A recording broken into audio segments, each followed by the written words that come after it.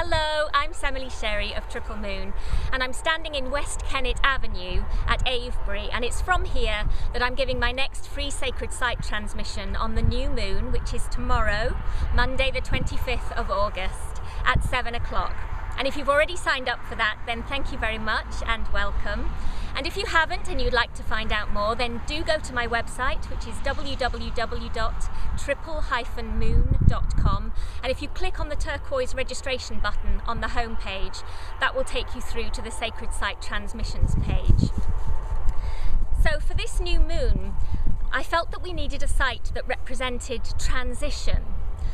I know that's been happening a long time, for a long time actually, that kind of energy since 2012, but particularly for this new moon. And this site was perfect because the avenue was constructed for that very purpose.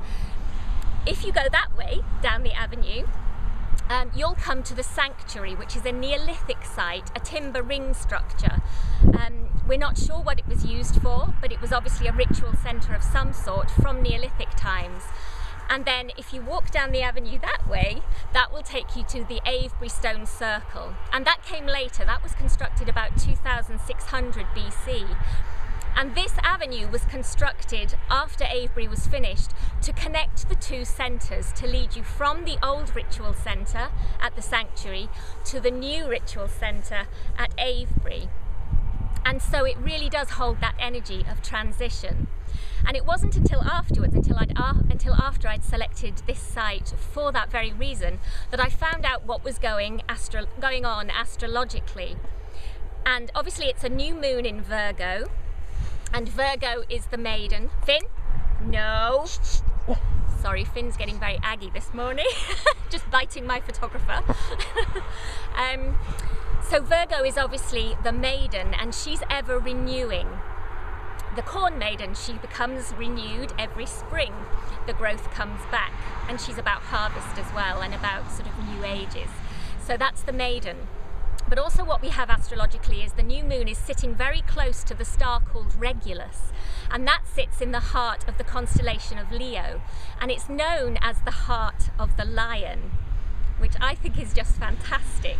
And that star, Regulus, is believed to be the most fortunate of stars. It brings abundance, it brings harmony, it brings good fortune and everything wonderful.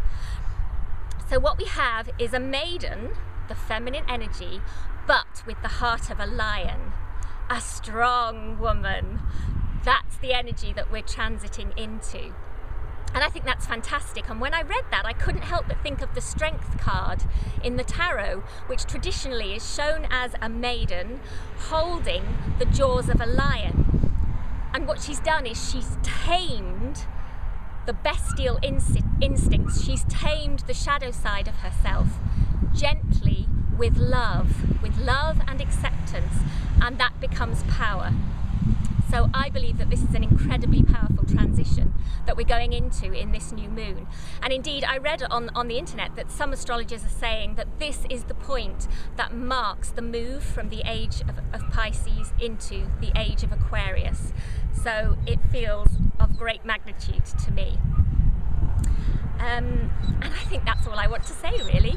The poem that I chose to sort of represent this energy is from a lovely woman poet called Mary Oliver, and the lines are from her poem The Journey. So when I've given these lines, George will walk you up the avenue for a little while, and then he'll pan you round and you can see the landscape that it sits in. But here are those lines from Mary Oliver. Oh, before I say those though, I just want to say that when I'm doing readings, whenever someone's coming up to a big change, it's scary, and it is scary. It's frightening to leave behind the sanctuary, aptly enough, the safety of what you once knew, and go into something that's unknown. And sometimes you don't even know what you're heading into.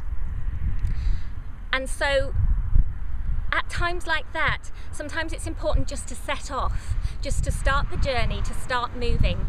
And as you go along, you'll discover where it is that you're going, and you'll be given the message that you need. But the important thing is to start out. And that's what I think the lines of this poem reflect. So here we are. This is an excerpt from The Journey by Mary Oliver. But little by little, when you had left those voices behind, the stars began to burn through the sheet height of clouds, and there was a new voice which you slowly recognised as your own, that kept you company as you strode deeper and deeper into the world, determined to do the only thing you could do, determined to save the only life you could save.